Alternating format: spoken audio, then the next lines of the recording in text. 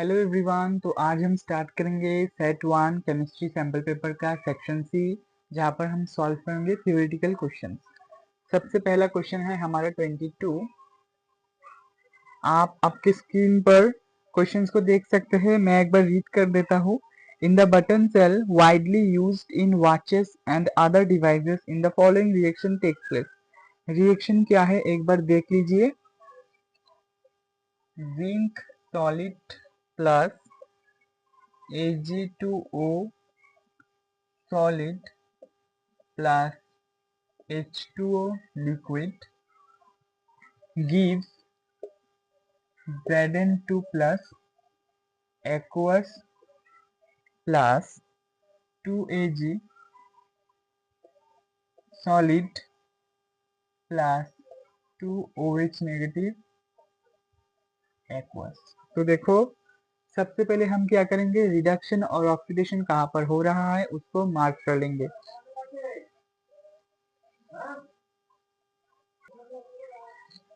ठीक है, तो आप अगर ध्यान से देखेंगे तो Zn से Zn2 प्लस 2 इलेक्ट्रॉन का लॉस हो रहा है, यानी कि यहाँ पर क्या होगा, ऑक्सीडेशन होगा। ऑक्सीडेशन सेम इसी तरह Ag2O से Ag पर आप अच्छे से देखिए, Ag2O पर ऑक्सीजन था, ऑक्सीजन उसने रिएक्शन के बाद लॉस कर दिया। यहाँ पर क्या हुआ, लॉस ऑफ ऑक्सीजन यानी कि रिडक्शन हुआ।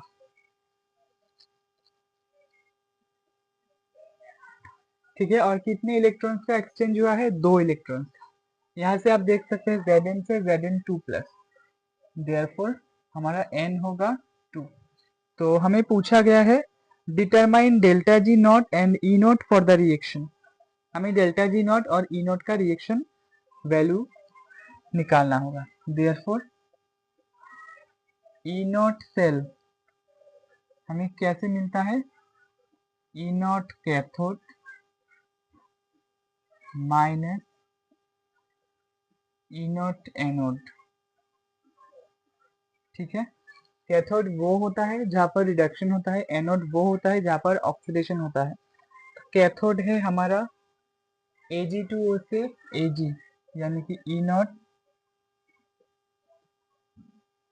Ag से, सॉरी, Ag2O से Ag था, माइनस ई नॉट। एनोड है हमारा Zn से Zn2 प्लस, तो हम Zn2 प्लस से Zn लिखेंगे क्योंकि हम रिडक्शन पोटेंशियल लेते हैं। वैल्यूज पुट कर देंगे, वैल्यूज आपको क्वेश्चन में गिवन है। Ag से Ag प्लस का होगा 0.344 माइनस, और इसका वैल्यू है आपका 0.76 माइनस कर देंगे।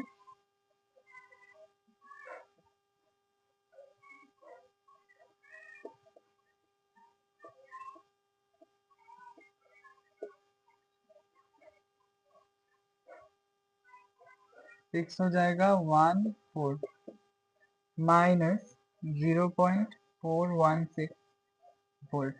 ये होगा आपका ई नॉट वैल्यू। अब हम डेल्टा जी निकालेंगे। Therefore delta G not equals to, delta G का फॉर्मूला होता है minus n F E not cell, minus n होगा आपका 2, 2 इलेक्ट्रॉन्स का एक्सचेंज हुआ है। एफ होता है आपका फैराडेस कांस्टेंट जिसका वैल्यू होता है 96500 इनटू ई नॉट सेल हमने अभी अभी निकाला माइनस 0.416। अगर हम इसको मल्टीप्लाई कर देते हैं, मैं मल्टीप्लाई कैलकुलेटर से कर रहा हूँ, आप मैनुअली करना।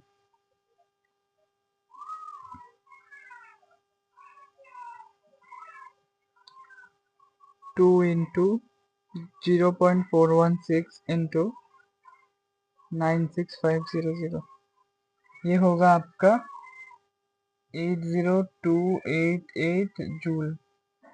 ठीक है, क्योंकि ये एक एनर्जी है तो इसका यूनिट जूल होगा। आई होप आपको ये क्वेश्चन समझ में आया होगा। अब हम देखते हैं 23 नंबर क्वेश्चन पर। आप स्क्रीनशॉट ले लीजिए।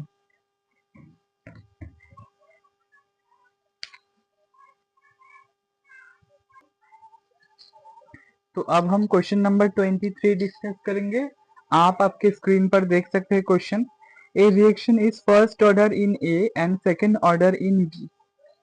ठीक है, तो write the differential rate equation. हमारे पास एक रिएक्शन है जो कि हमें बोला गया है ए के रेस्पेक्ट में फर्स्ट ऑर्डर होगा, बी के रेस्पेक्ट में सेकेंड ऑर्डर होगा। यानी कि हम लिख सकते हैं rate R equals to rate constant के इंटू ए का कॉन्सेंट्रेशन। क्योंकि ए के रेस्पेक्ट में फर्स्ट ऑर्डर है तो यहाँ पर पावर 1 होगा, और बी के रेस्पेक्ट में सेकेंड ऑर्डर है तो बी का पावर 2 होगा।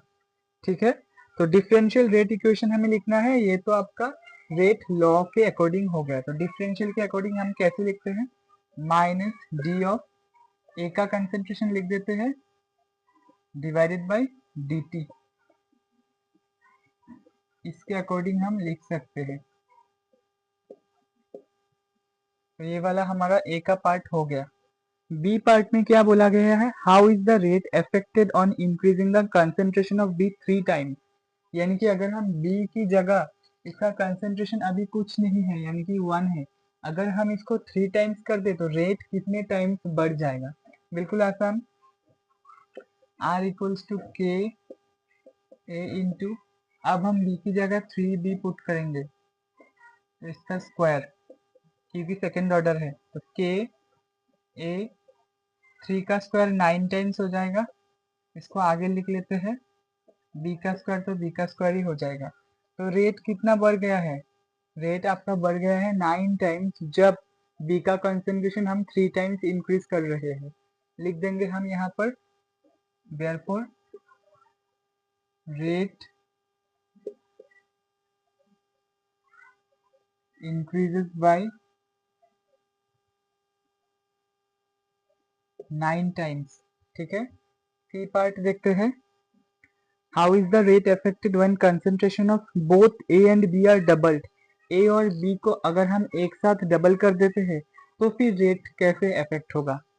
फिर से सेम ही करना है कि अब ए की जगह हम लिखेंगे 2a और बी की जगह हम लिखेंगे 2b।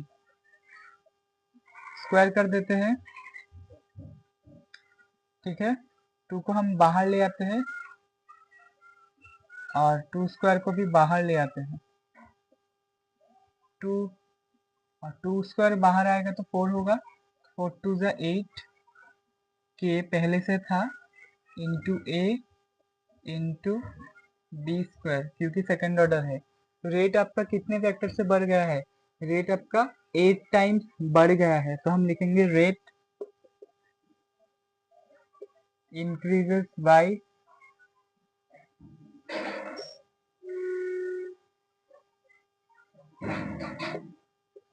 8 टाइम्स। ठीक है, आई होप आपको समझ में आया होगा। अब हम देखते हैं question number 24।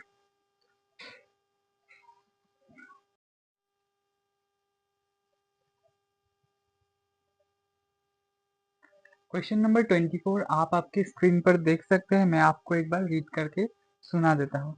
A compound A with molecular formula C4H10O। Compound का मॉलिक्यूलर फॉर्मूला है C4H10O। On oxidation forms compound B. इसका जब हम ऑक्सीडेशन करते हैं वो बी कंपाउंड फॉर्म करता है। Gives positive iodoform test. जो हमारा बी है वो आयोडोफॉर्म टेस्ट अच्छे से दिखाता है। And on reaction with CH3MgBr, यानी कि मिथाइल मैग्नीशियम ब्रोमाइड के साथ रिएक्शन करके जो बनाता है हाइड्रोलाइसिस के साथ, वो होता है आपका सी। तो हमें आइडेंटिफाई करना है ए बी एंड सी। ठीक है, तो आप अच्छे से समझिएगा। अगर ये ऑक्सीडेशन के बाद जो कंपाउंड बनाता है वो आयोडोफॉर्म दिखाता है, यानी कि वो कीटोन बनाएगा। ठीक है, और ऑब्वियसली वो मिथाइल कीटोन होगा। और मिथाइल कीटोन किससे आया होगा, कीटोन किसको ऑक्सीडाइज करने पर आता है, सेकेंडरी अल्कोहल को। तो हमारा ये जो फॉर्मूला होगा ये वाला एक सेकेंडरी अल्कोहल का फॉर्मूला होगा जिसको अगर हमने ऑक्सीडाइज किया तो हमें मिथाइल कीटोन मिलेगा, जो आयोडोफॉर्म टेस्ट को अच्छे से दिखाता है। तो हम लिखेंगे since the compound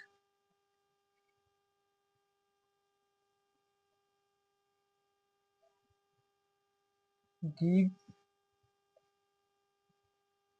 positive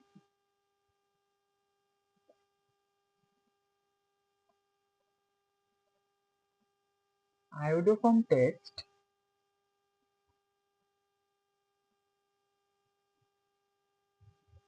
it must be a methyl ketone.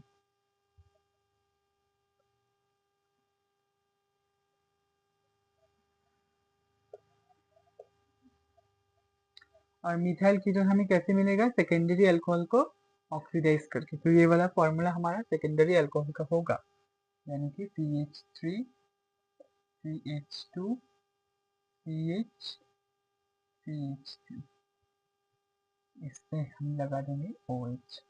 हो गया हमारा सेकेंडरी अल्कोहल 1 2 3 4, यानी कि ब्यूटेन 2 पोजीशन पर अल्कोहल, तो 2 ऑल। इसको हमने कर दिया ऑक्सीडेशन। तो सेकेंडरी अल्कोहल का ऑक्सीडेशन होने पर हमें मिलता है कीटोन। यहाँ पर क्या मिलेगा? कीटोन। ये वाला H और ये वाला H निकल जाएगा, तो हमें मिलेगा CH3 CH2 C double bond O CH3। ठीक है, तो ये वाला हमारा क्या होगा? अच्छा, ये वाला हमारा होगा A।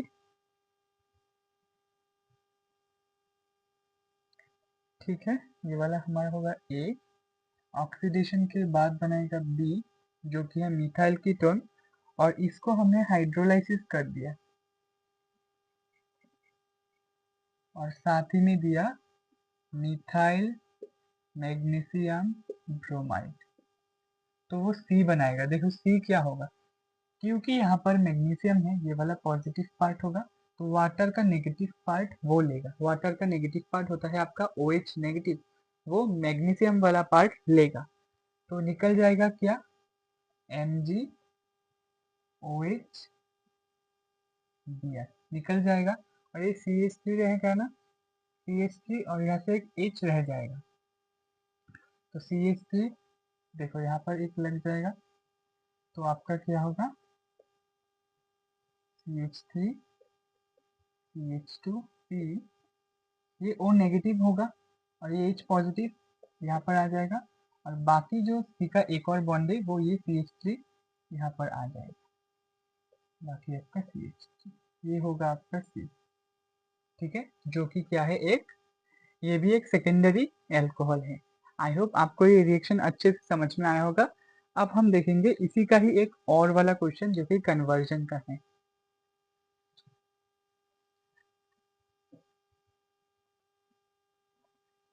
तो 24 का और वाला क्वेश्चन अब हम करेंगे। तो फर्स्ट क्वेश्चन आपके स्क्रीन पर दिख रहा होगा, how can you convert the following. हम दोनों का कन्वर्जन कैसे करें? फर्स्ट पार्ट है आपका फिनॉल टू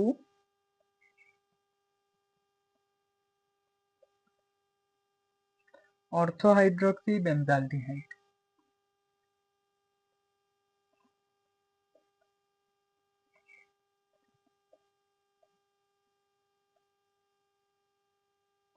ठीक है, तो ये रहा हमारा फिनॉल, जो कि होता है बेंजीन रिंग के ऊपर OH वाला ग्रुप।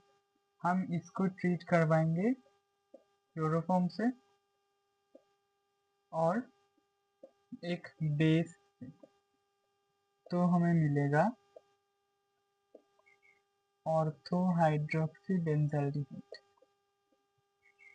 ठीक है, एल्डिहाइड और अल्कोहल वाले ग्रुप में आपका एल्डिहाइड प्रायोरिटी में चला जाता है, तो ये बेंजीन और एल्डिहाइड मिलकर बेंजाल्डिहाइड बनाएगा।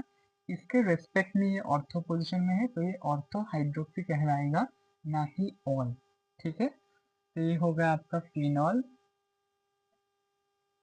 ये हो गया आपका ऑर्थो हाइड्रोक्सी बेंजाल्डिहाइड। ठीक है, अब सेकंड पार्ट देखते हैं।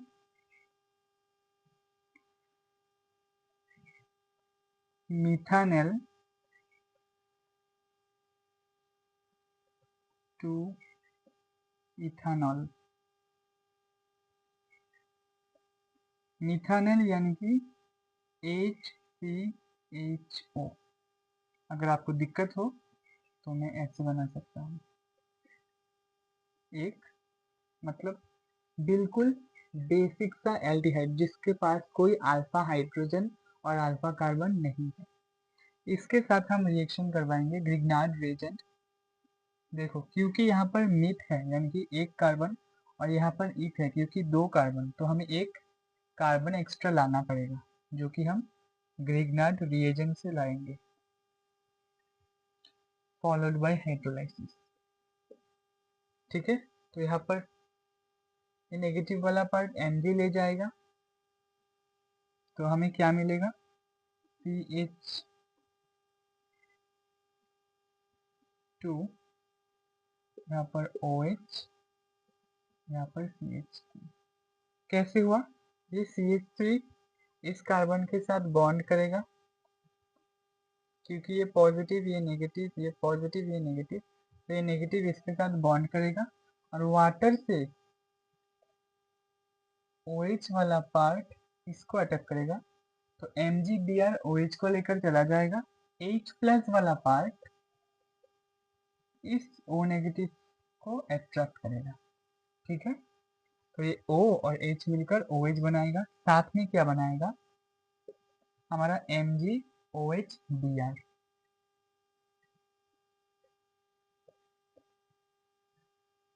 तो ये हमारा बन गया इथानॉल। आई होप आपको समझ में आया होगा। मैं इसको रब कर रहा हूँ, देखते रोमन 3 वाला कन्वर्जन। आप एक बार स्क्रीनशॉट ले लीजिए।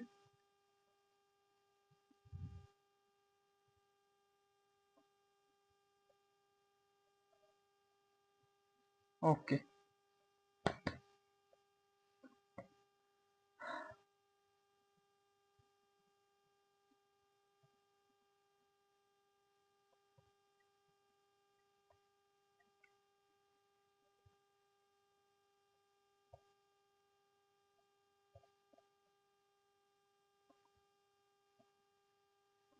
थ्री वाले में हमें क्या पूछा गया है, फिनोल 2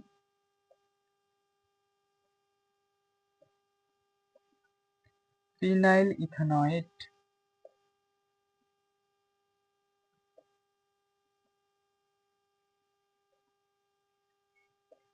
तो हमें इसमें एसिटिक एनहाइड्रेट देकर करना होगा, यानी कि CH3CO और 2O। इसको हम बोलते हैं एसिटिक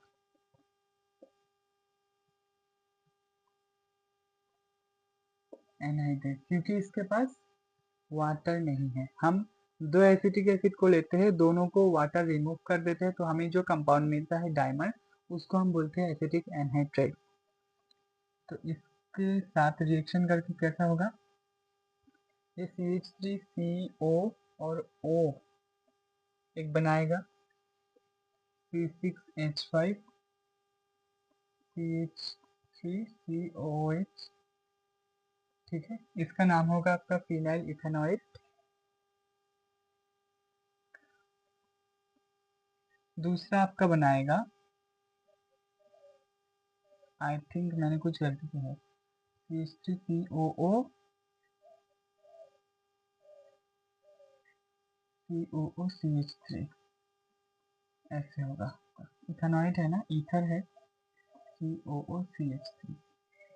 दूसरा आपका बनेगा CH3, ये वाला CH3CO और O और ये H, ये अलग से निकलेगा, ये आपका होगा इथेनॉइक एसिड।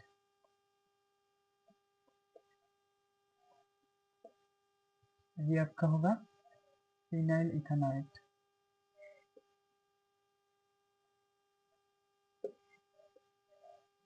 ठीक है, आप स्क्रीनशॉट ले लीजिए।